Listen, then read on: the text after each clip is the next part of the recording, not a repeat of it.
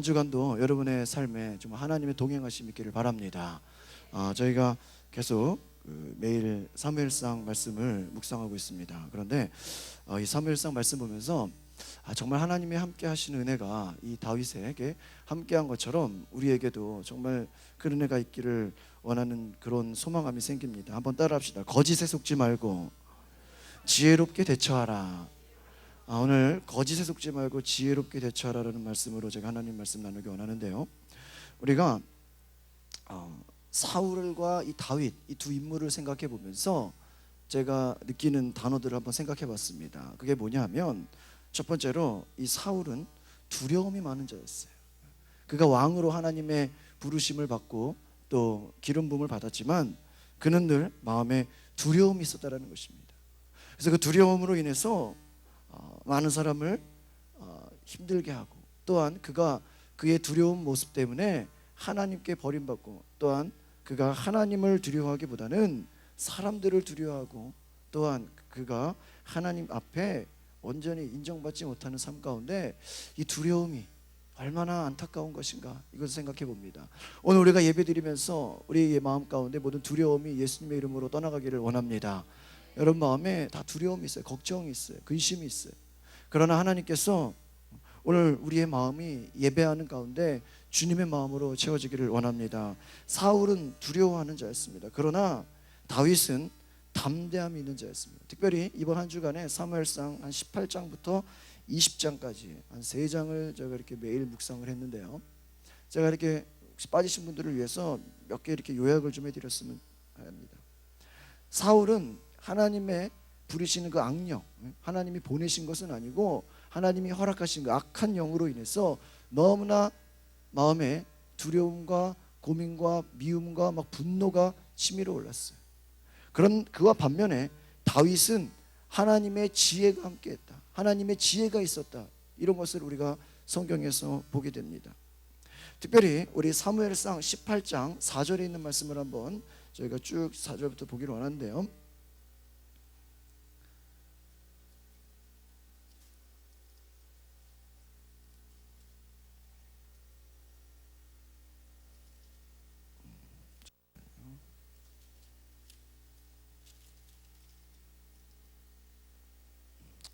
네, 18장 우리 10절 보겠습니다. 10절.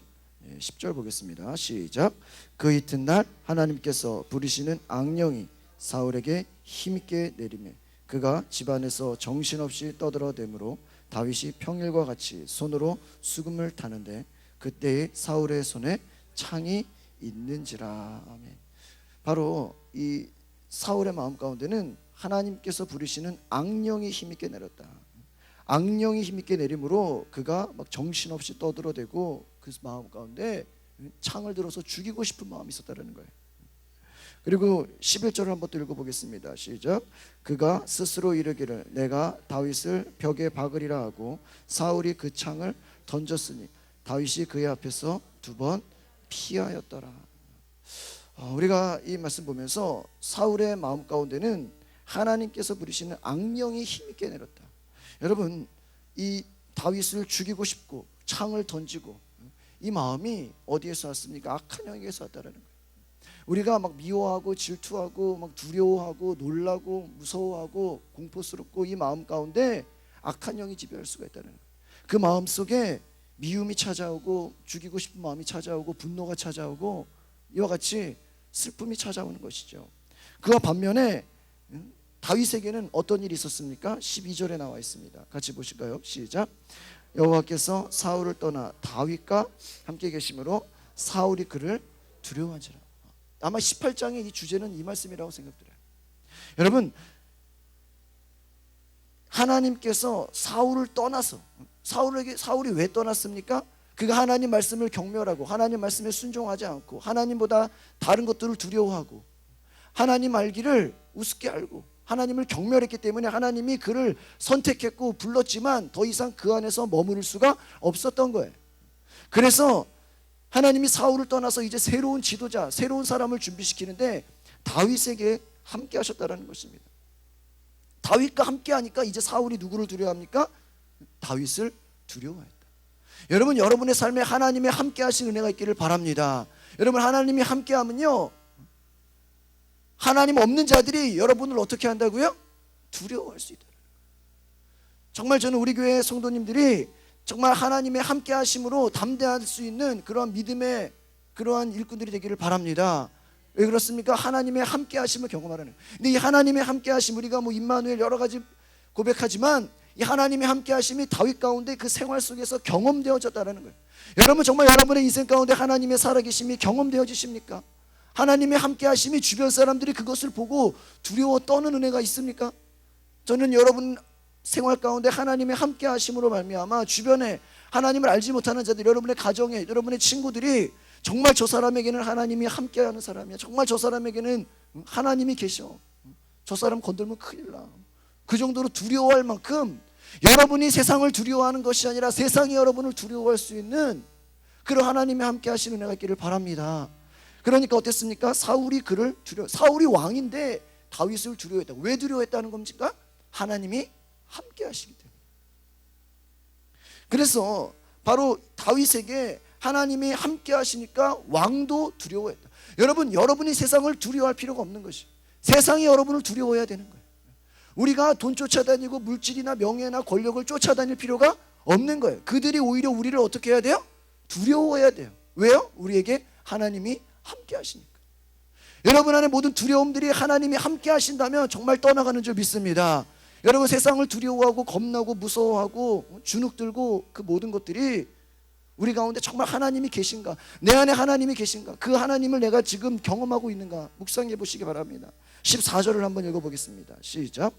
다윗이 그의 모든 일을 지혜롭게 행하니라.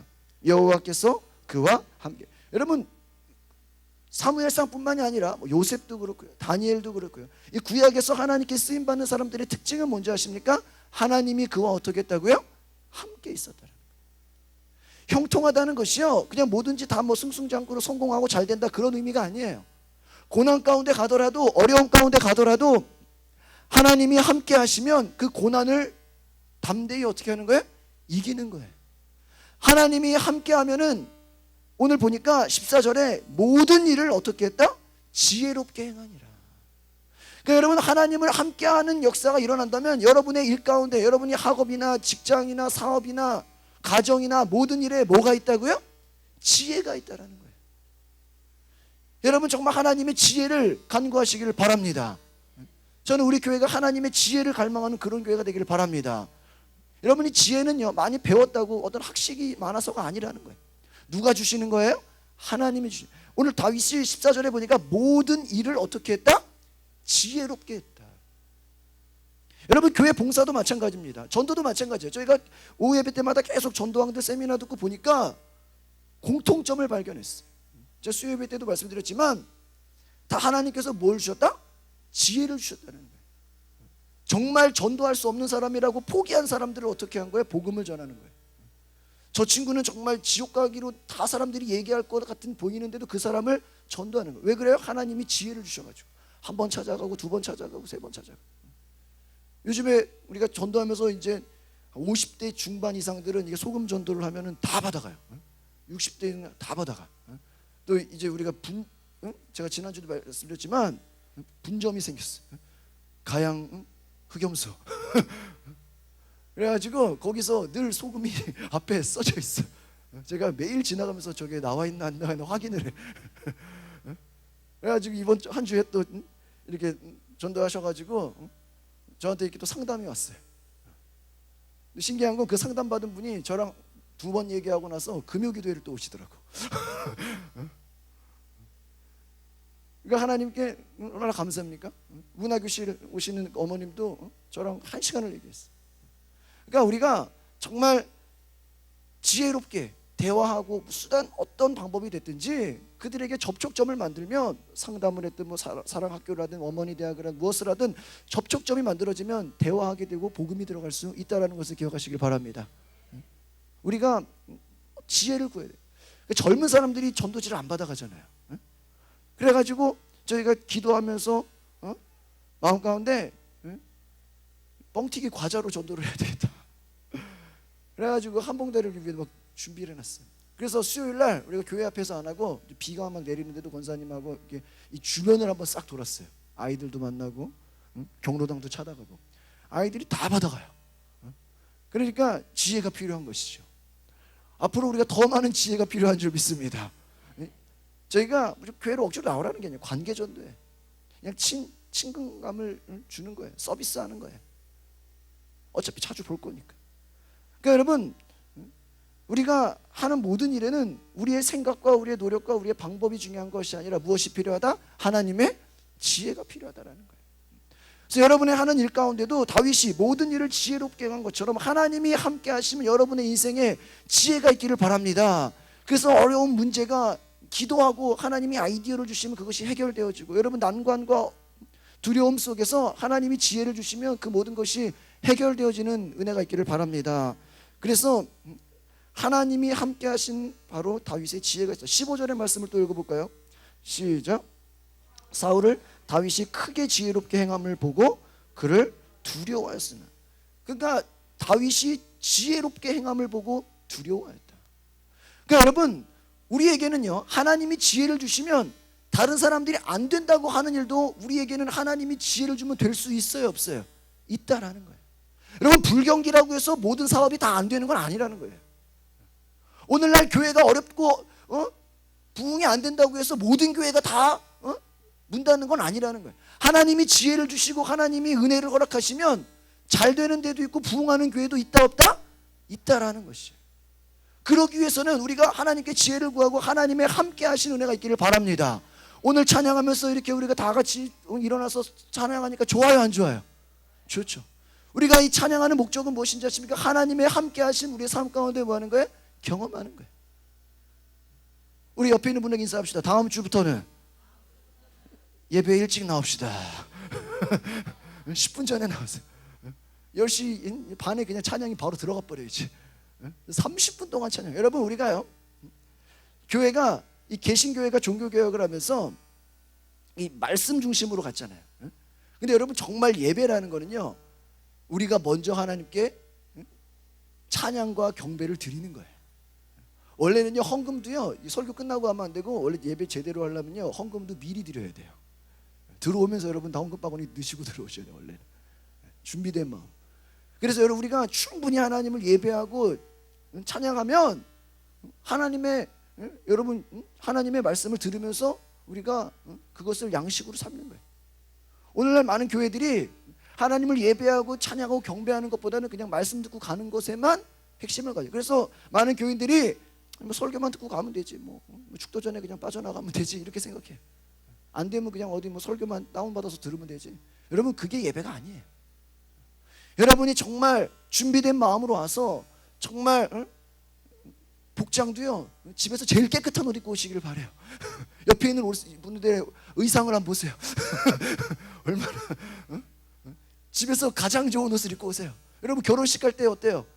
어디 그냥 파티라든지 연주회든지 초청받으면 어때요? 제일 좋은 옷 입고 가잖아요.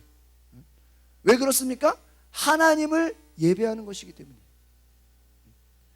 제가 전에 그 상동교회에 있으면서 한 2년 동안을 그 오후 예배 한 5시에 그 이태원에 가서, 지난번에 그 나이지라 목사님 오셨잖아요.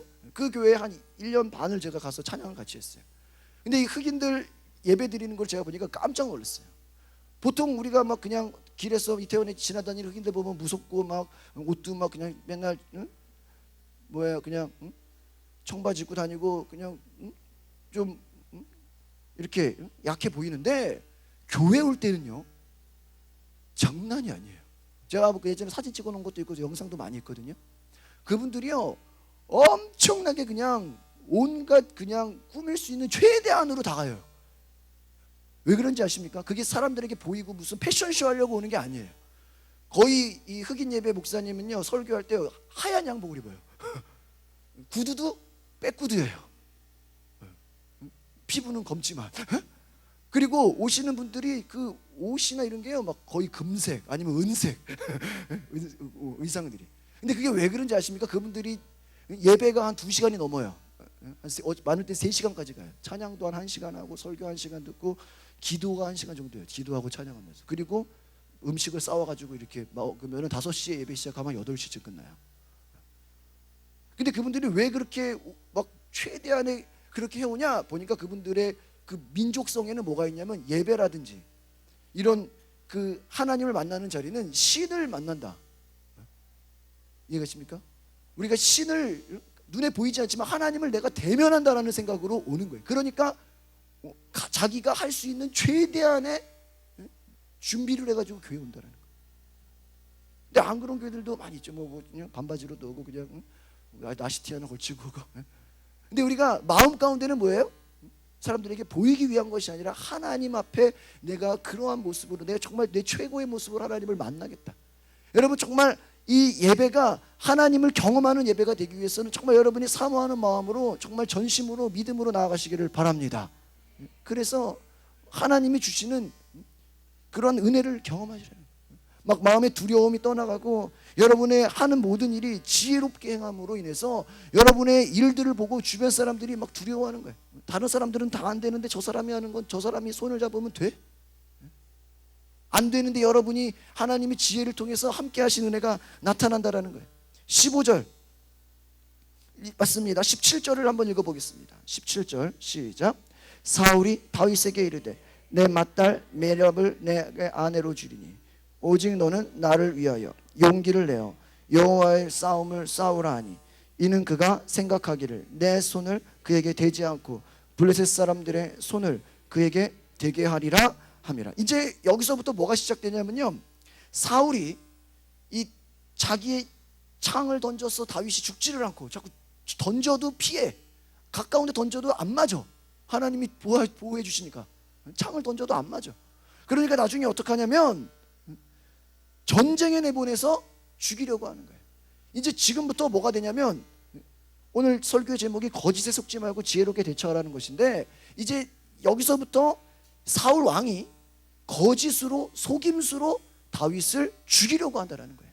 오늘 보시니까 오직 너는 나를 위하여 용기를 내어 여호와의 싸움을 싸우라. 듣기 좋아요, 안 좋아요? 좋잖아요. 왕을 위하여, 하나님을 위하여 용기를 내서 싸우라. 그런데 그 마음속에는 무엇을 품고 있어요? 내 손으로 그를 죽이려고 하지 않고 블레셋 사람들의 손을 그에게 대게 하리라. 그 말은 무엇입니까? 내가 죽이려고 하니까 안 죽여. 도대체 죽지를 않아. 창을 던져도 하나님의 보호해서 막 피해. 그러니까 어떻게 하겠다는 거예요? 전쟁에 내보내겠다는 거예요. 그러니까 마음속에는 전쟁에 내보내서 죽이려고 하는데 만나서 뭐라고 그래요? 너 하나님을 위해서 싸우라고. 왕을 위해서 싸우라고. 이게 진실이에요, 거짓이에요? 거짓이죠. 그러니까 이 악한 영의 역사는 어떻게 다가옵니까? 우리에게 거짓으로 다가온다는 거예요. 속에는 죽이려고 하는 마음이지만 겉으로는 포장돼 가지고 하나님을 위해서, 나라를 위해서, 왕을 위해서 싸우라고 하는 것입니다. 이 사울의 거짓과 속임수예요. 그래서 나중에 자기의 딸을 결혼시킬 때니까 전쟁에 가서 100명, 200명 죽이고 오라는 거예요. 28절, 29절을 읽어보겠습니다. 전쟁에 나갔는데 다윗이 죽어야 되는데 죽어야 죽지 않아요? 죽지 않아요. 다 승리해서 돌아오는 거예요. 28절, 29절을 볼까요? 시작. 여호와께서 다윗과 함께 계심을 사울이 보고 알았고 사울의 딸 미갈도 그를 사랑하므로. 29절. 사울이 다윗을 더욱더욱 두려워하여 평생에 다윗의 대적이다. 여러분 보세요. 하나님께서 다윗과 어떻게 했다고요? 함께 계심. 앞에 나왔잖아요. 또 나오는 거예요. 사울 왕 생각은 이 다윗을 자기가 창을 던져도 죽지 않으니까 전쟁에 내보내가지고 전쟁에서 죽게 하려고 했는데 전쟁에서 이기는 거예요? 지는 거예요? 이기는 거예요. 그러니까 사울이 미쳐버리는 거죠.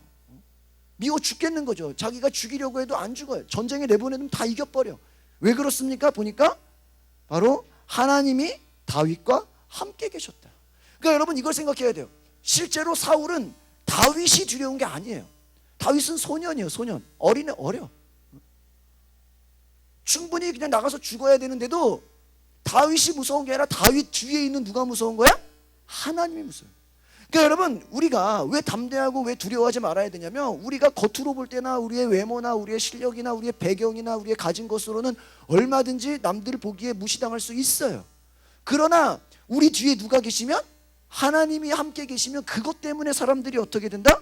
두려워한다라는 거예요. 그러니까 여러분, 전도도요, 우리가 벌벌 떨면서 전도하는 게 아니에요. 자랑하는 거예요. 쉽게 얘기하면 예수님을 자랑하는 거예요. 예수 없는 사람들이 어떻게 보여야 돼? 불쌍하게 보여야 돼요. 그렇지 않습니까?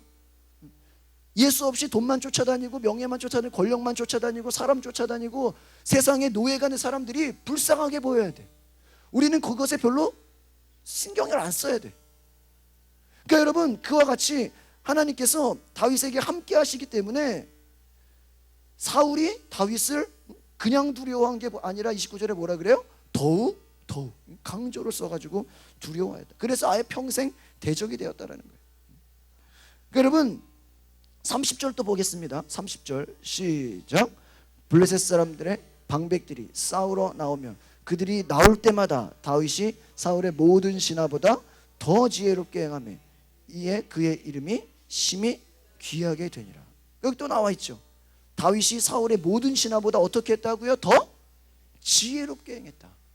그러니까 여러분, 하나님이 여러분에게 함께 계신 그 은혜가 여러분의 삶에서 지혜를 통해서 나타날 수 있는 은혜가 있기를 바랍니다. 그래서 똑같은 일을 해도, 똑같은 공부를 해도, 똑같은 사업을 하고 똑같은 일을 하더라도 하나님의 지혜가 있다면 모든 사람보다 다윗이 뛰어나게 활동했던 것처럼 그가 자기가 잘해서가 아니라 누가 도와주셔서? 하나님이 도와주시는 은혜가 있기를 원합니다. 그래서 그것을 사람들이 어떻게 했다라고요? 알았다라는 거예요. 그러니까 우리는요, 주변을 보고 환경을 보고 불평할 필요가 없어요. 세상이 안 된다고, 요즘 시대가 어렵다고 세상을 핑계하거나 주변을 욕할 필요가 없어요. 원망할 필요가 없어요. 하나님이 함께하면 오히려 우리가 그것을 기회로 삼는 거예요. 다른 사람이 나를 죽이려고 그러한 위기에 몰았는데 그것을 오히려 승리하는 무엇으로 삼아요? 기회로 삼아버렸다는 것이. 19장에 가면은 이제 사울의 악령과 다윗의 도피의 내용이 나옵니다. 9절 10절 두 절을 한번 보겠습니다. 19장 9절 10절 같이 보실까요? 시작.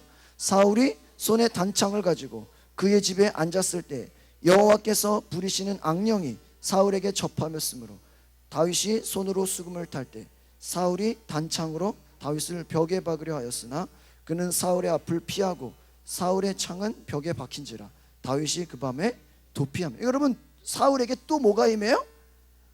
악한 영이 임해요.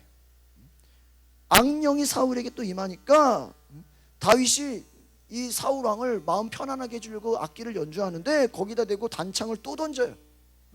여러분, 악기를 연주하는 거니까 멀리서 연주하겠어요? 가까이서 연주하겠죠. 눈높이에요 그냥. 근데 거기다 대고 창을 또 던졌다라는 거예요. 뭐 하려고? 죽이려고. 또 죽이려고 해요. 그런데 다윗이 또 맞아요 안 맞아요? 안 맞아. 아무리 창을 던져도 안 맞는단 말이에요. 왜 그래요? 사울의 앞을 피하고 이제는 다윗이 도망갔어요. 더 이상 이제 사울 옆에 있을 수가 있습니까? 없습니까? 없습니다. 그러니까 이 뒤에 이제 보면 어떤 내용이 나오냐면 다윗이 사무엘 선지자한테 가요. 그러니까 사무엘 선지자한테 가니까 막 이제 군사들을 보내가지고 사무엘 선지자한테 가서 다윗을 잡아오라고 시키는데 하나님의 영이 임해가지고 그 군사들이 막 예언을 해버려요. 그래서 3번을 보냈는데 다 예언을 해버려요. 나중에는 사울이 자기가 직접 죽이겠다고 가요. 근데 사울에게도 하나님의 영이 임해서 막 예언을 해요. 근데 이 예언이 뭐 하나님의 뜻을 전하고 막 진짜 미래를 계시한 게 아니라 그거 막 죽여야 되는데 엉뚱한 말을 하고 있는 거예요. 사울 같은 경우는 여러분 19장 23절을 한번 보실까요? 23절 24절 사무엘상 19장 23, 24 같이 보겠습니다. 시작. 사울이 라마나요스로 가니라. 하나님의 영이 그에게도 임하시니 그가 라마나요에게 이르기까지 걸어가며 예언을 하였으며 그가 또 그의 옷을 벗고 사무엘 앞에서 예언을 하며 하루 밤낮을 벗은 몸으로 누웠더라. 그러므로 속담에 이르기를 사울도 선지자 중에 있느냐? 이게 무슨 말이냐면 사울이 하나님의 영이 임해가지고 다윗 죽이러 갔다가 뭐를 하게 되는 거야? 예언하게 된 거야. 하나님이 강권적으로 역사했다라는 거예요. 그러니까 얼마나 하나님이 다윗을 사랑했으면 죽이려고 3번이나 군대를 보냈는데 걔네들이 엉뚱한 말을 하고 다니고 나중에는 왕이 직접 죽이려고 왔는데 하나님의 영이 임해서 예언을 하는데 그냥 예언하는 게 아니라 어떻게 돼요? 24절에 보니까 옷을 벗고 밤낮을 벗은 몸으로 누워가지고 예언하는 거예요. 그 사람들이 뭐라 그래? 저 사람도 선지자냐? 조롱하는 거예요. 그러니까 하나님이 강권적으로 역사해서 성령을 보내서 사울이 아주 조롱거리가 되도록 만들어 버렸다는 거예요. 그러니까 여러분, 정말 하나님의 이런 놀라운 역사를 믿으십니까? 저는 요즘에 그런 생각을 해요. 정말 한번 따라합시다. 하나님은 기적의 하나님이십니다. 저는 요즘에 이 19장에서 깜짝 놀란 게, 하나님은 정말 우리가 기적을 베푸신 하나님이다. 단순히 우리가 그냥 병 고치고 귀신 날아가고 이 정도가 아니라, 정말 죽이러 쳐들어왔는데 걔네들이 엉뚱한 소리를 해버리고 사울이 죽이러 왔다가 벌거벗고 예언하는 그런 일들, 하나님의 뭐예요? 강권적인 뭐예요? 기적의 역사예요. 여러분, 정말 하나님의 기적을 믿으십니까? 여러분, 만약에 성경에서 사람의 이론으로 생각했을 때 안 되는 거 다 빼버리면요, 엄청나게 많이 빠질 거예요. 그렇죠? 예수님의 기적, 또 구약에 나와 있는 엄청나게 많은 기적들, 그거 다 빼고 인간적으로, 합리적으로, 과학적으로 되는 것만 모아두면 어떨까요? 성경 분량이 엄청 줄어들 거예요. 왜 그렇습니까? 여러분, 하나님의 역사는 정말 기적 같은 일이 일어난다라는 거예요. 우리가 꼭 그것을 바래서가 아니라 하나님이 함께 하시는 일이 우리의 삶에 기적으로 나타날 수 있다는 걸 기억하시기를 바랍니다. 그러니까 여러분, 하나님의 함께 하심을 여러분 기대하시기를 바랍니다. 기도하세요. 한번 따라합시다. 하나님, 나의 삶에 하나님이 함께 하시는 기적의 역사가 일어나게 하옵소서. 제가 좀 그런 말이 있어요. 정말 하나님이 기적을 일으키는 분이다.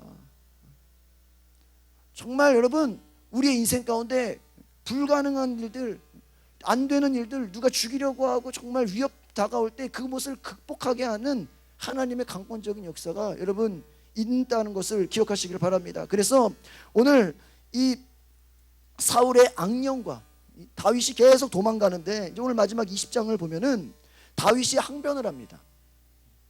도대체 나를 왜 자꾸 죽이려고 하냐는 거예요. 전쟁에 나가서 이겼고, 또 열심히 왕을 잘 보필했고, 잘못한 거 하나도 없는데. 1절을 읽어보겠습니다. 20장 1절입니다. 시작. 다윗이 라마나요에서 도망하여 요나단에게 이르되, 내가 무엇을 하였으며 내 죄악이 무엇이며 내 아버지 앞에서 내 죄가 무엇이기에 그가 내 생명을 찾느냐. 다윗이 항변하는 거예요. 도대체 내가 뭔 잘못이 있냐, 왜 그렇게 날 죽이려고 그러냐.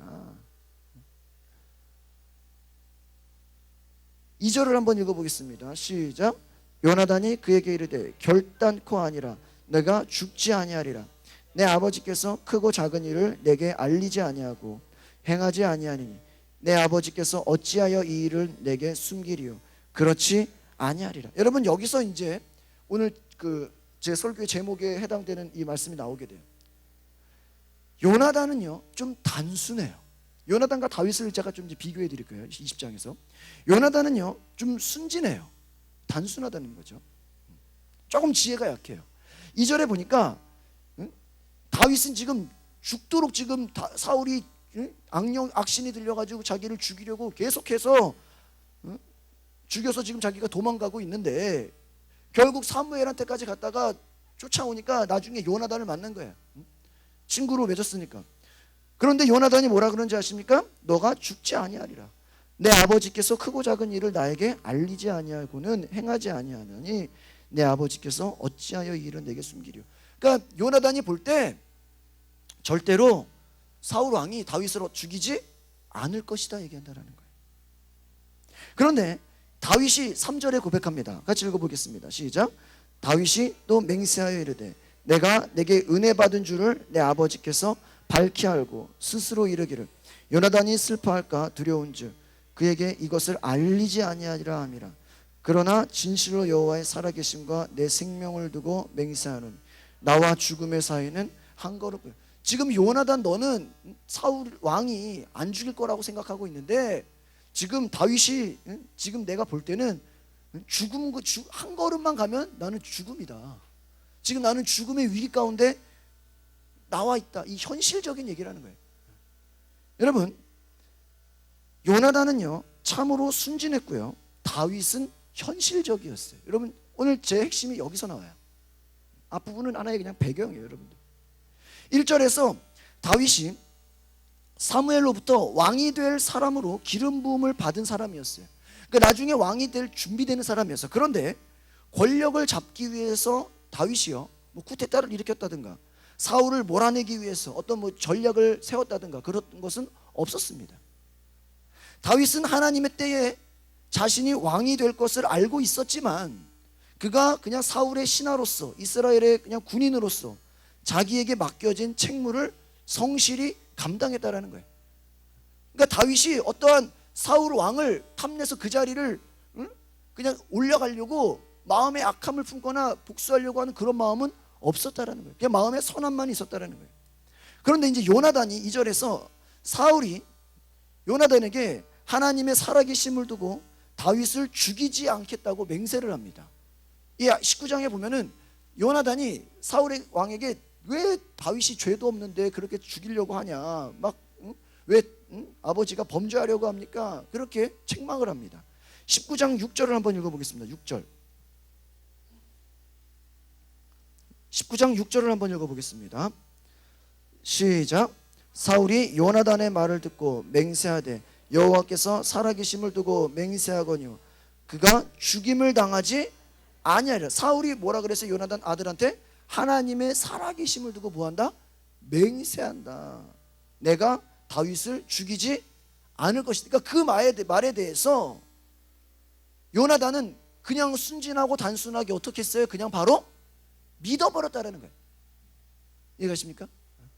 그러니까 여러분, 사울은 다윗을 죽이지 않겠다고 맹세해놓고 나중에 다윗을 죽이기 위해서 라마나요까지 쫓아간 사람이에요.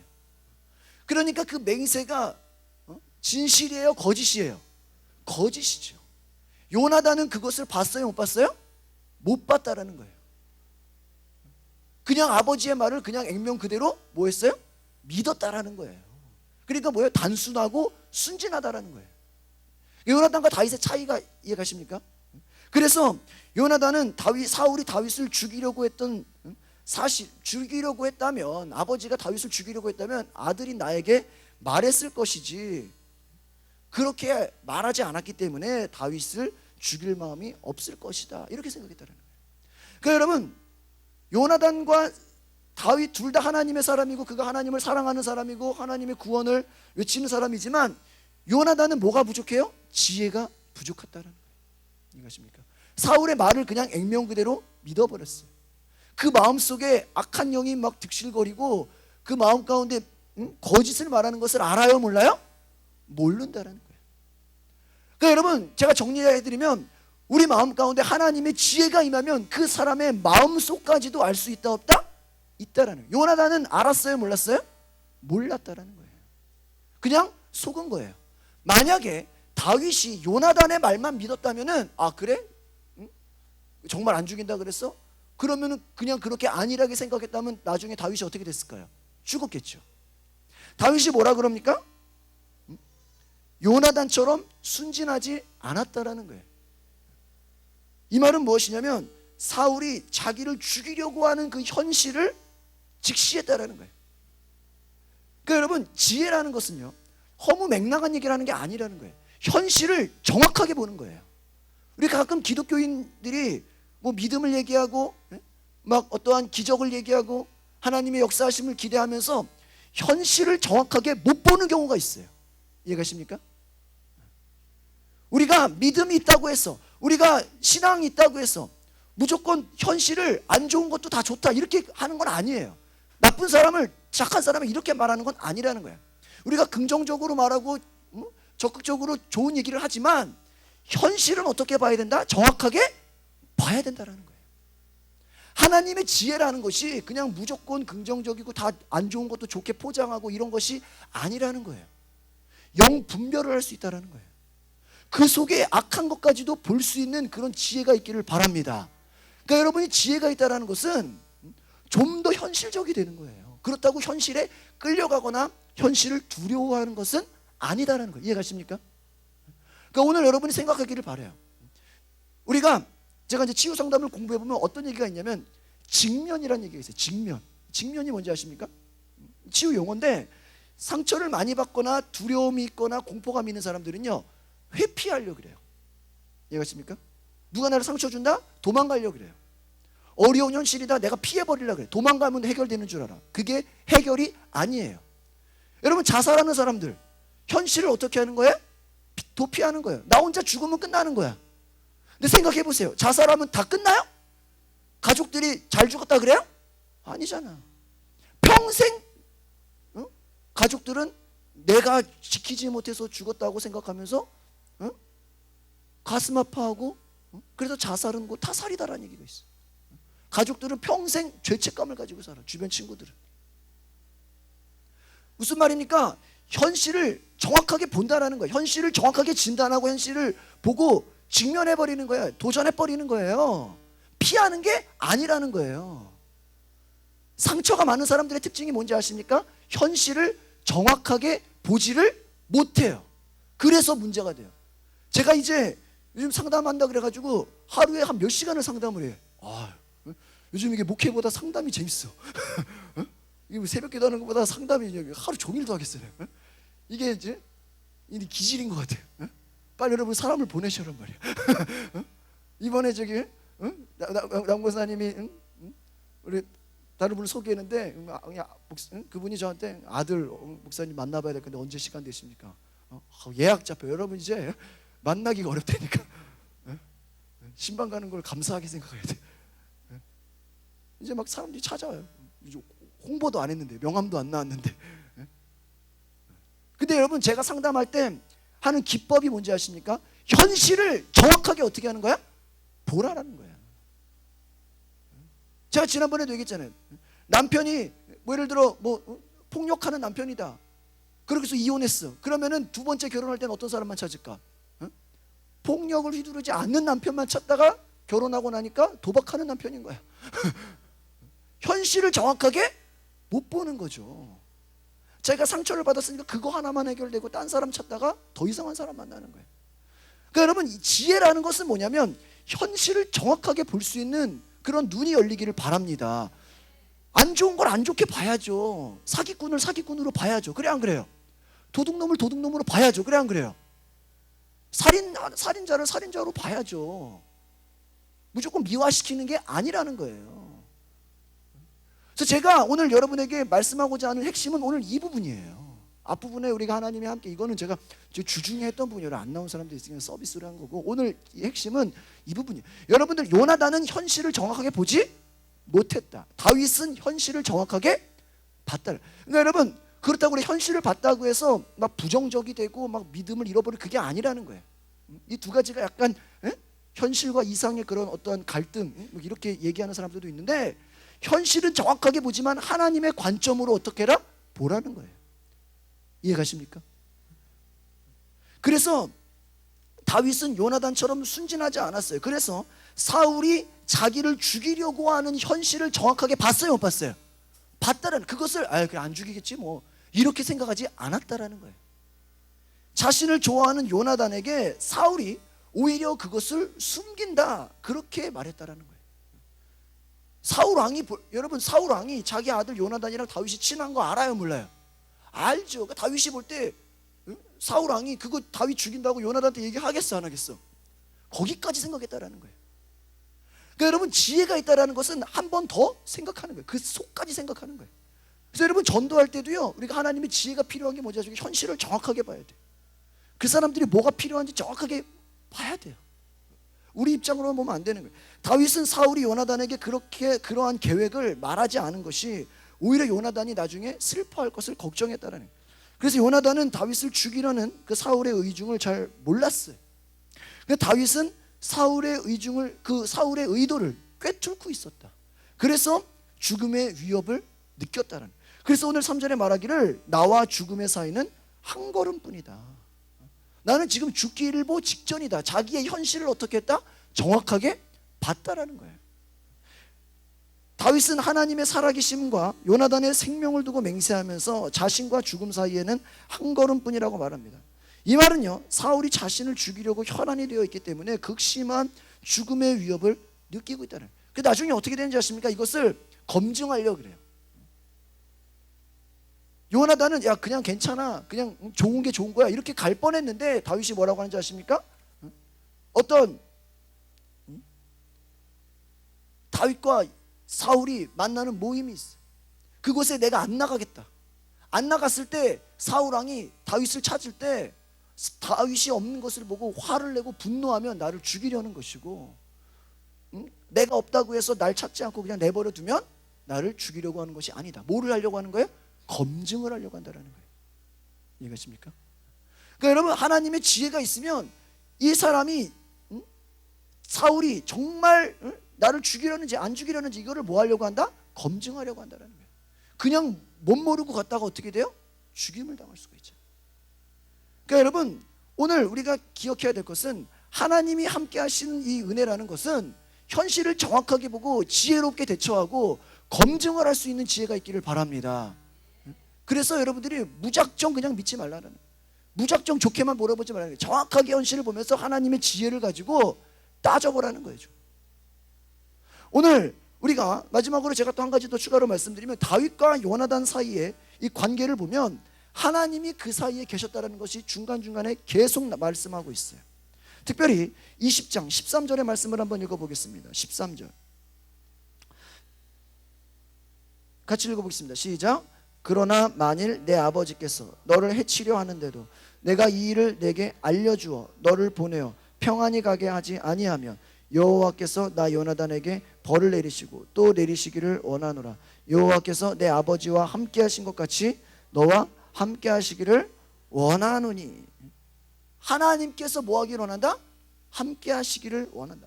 그러니까 이 다윗과 요나단 사이에는 늘 하나님이 함께 하자, 이것이 계속 나오고 있어요. 23절을 한번 보시겠습니다. 23절 20장 23절 시작. 너와 내가 말한 이에 대하여는 여호와께서 너와 나 사이에 영원토록 계시느니라. 그러니까 나와 너 사이에 누가 계신다? 하나님이 계신다. 그러니까 여러분, 다윗과 요나단이 원래는요, 요나단이 다윗을 죽도록 미워해야 되고, 다윗 때문에 나중에 사울이 막 호통을 쳐요. 뒤에 보면은 다윗만 아니면 요나단이 왕이 될 수 있는 거예요. 근데 왜 다윗을 끝까지 보호해 주려고 하냐고 사울이 난리가 납니다. 그런데 뭐라 그래요? 요나단은 너와 나 사이에 누가 계신다? 하나님. 저는 이것을 보면서요, 우리의 인간관계가 건강하려면, 여러분의 가정이 건강하려면, 여러분의 친구관계, 여러분의 하는 일 가운데 건강하려면 하나님이 함께 하시는 그러한 은혜, 하나님이 함께 있기를 소망하는 그러한 인간관계가 되기를 바랍니다. 여러분, 우리가 왜 갈등이 됩니까? 우리의 갈등의 요인은요, 이 말씀을 통해서 계속 나오잖아요. 하나님이 함께 했다는 게 한두 번이 아니고 계속 나오잖아요. 앞에서도 계속 나와요. 그 말은 무엇입니까? 우리 안에 문제가 생기고 어려움이 생기고 우리 가운데 갈등이 되는 것은 누가 함께하지 않기 때문에? 하나님이 함께하지 않기 때문에 그렇습니다. 하나님이 함께하면 그 마음 가운데 한 마음이 될 수 있는 은혜가 되기를 바랍니다. 어제 뉴스에 봤어요, 여러분? MBC 뉴스에 깜짝 놀라버렸어요. 사랑의 교회 뉴스 나온 거 보셨죠? 이 막 요즘에 큰 교회들이 막 난리가 났어요, 막 이제. 왜 그래요? 마음이 다 쪼개진 거예요. 근데 여러분, 재밌는 게 뭔지 아십니까? 그 쪼개진 마음이요, 그 쪼개진 마음끼리 또 하나가 되는 게 아니에요. 요즘에 막 큰 교회들이 이제 막 서로 막 사이가 안 좋아져가지고 막 쪼개지는데, 그 쪼개진 마음 속에서요, 그 마음이 또 쪼개져 있어요. 이해가십니까? 예를 들면 사랑의 교회에서 지금 그 반대파가 2,000명이 나와가지고 따로 예배를 드리거든요. 그런데 그들 중에서 재밌는 게 뭐냐면, 한쪽에는 우리 이참에 교회를 개척해버리자, 개척해서 그냥 아예 독립교회로 가버리자, 이런 바가 있고, 이참에 목사를 내쫓아버리자, 이런 바가 있고, 아예 이참에 우리가 그냥 기도만 하자. 그러니까 사람의 마음이 다 분열되어 있어요. 그러니까 오늘 우리의 문제는 뭐냐면, 우리의 마음이 하나님의 함께 하심을 잃어버리면 마음이 어떻게 된다? 다 분열되네. 여러분의 가정 가운데도 하나님의 함께 하시는 은혜가 있기를 바랍니다. 그러니까 부부 사이에도, 나와 남편 사이에, 나와 부인 사이에 누가 계셔야 돼? 하나님. 여러분과 자식 사이에 누가 계셔야 돼? 하나님. 그러니까 하나님이 계신, 예수님이 계시는 그러한 인간관계가 되기를 바랍니다. 그럴 때 그것이 정말 은혜로운 관계가 된다는 거예요. 마지막 42절을 읽고 마치겠습니다. 42절 20장 42절입니다. 시작. 요나단이 다윗에게 이르되 평안히 가라. 우리 두 사람이 여호와의 이름으로 맹세하여 이르기를 여호와께서 영원히 나와 너 사이에 계시고 내 자손과 내 자손 사이에 계시리라 하였느니라 하니 다윗은 일어나 떠나고 요나단은 성읍으로 들어가요. 나중에 이제 이 앞에가 이제 사울이 정말 다윗 죽이려고 하는 게 검증이 됐어요. 왜? 다윗이 지혜로웠기 때문에. 그래서 뭐라 그럽니까? 요나단이 다윗에게 이르되 여호와의 이름으로 맹세하기를 여호와께서 하나님이 영원히 너와 나 사이에 어떻게 한다? 계신다. 근데 그것으로 끝나는 게 아니라 뭐예요? 내 자손과 너희 자손까지도 영원히 어떻게 할 것이다? 계실 것이다. 그러니까 여러분, 여러분의 친구 관계 가운데, 여러분의 인간관계 가운데 정말 서로 여러분 옆에 있는 분 손을 잡고 인사해 보세요. 나와 너 사이에 하나님이 계시기를 원한다. 한번 인사해 보세요. 여러분과 저 사이에 누가 계셔야 돼? 하나님이 계시란 말이야. 그러니까 우리 교회가 은혜로운 교회가 되고 하나님이 역사하시는 교회가 되려면 우리 모임 가운데 누가 계셔야 돼? 하나님이 계셔야 돼. 그러면 두려움이 떠나가고 하나님의 지혜가 임하고 현실을 정확하게 보게 되고 그 속마음까지도 읽어낼 수 있는, 다윗이 현실을 보고 그가 지혜롭게 대처할 수 있도록 하나님께서 역사하신 것처럼 여러분의 인생 가운데 거짓에 속지 말고 지혜롭게 대처할 수 있는 이런 다윗의 하나님이 함께 하시는 기적과 같은 역사가 일어나기를 소망합니다.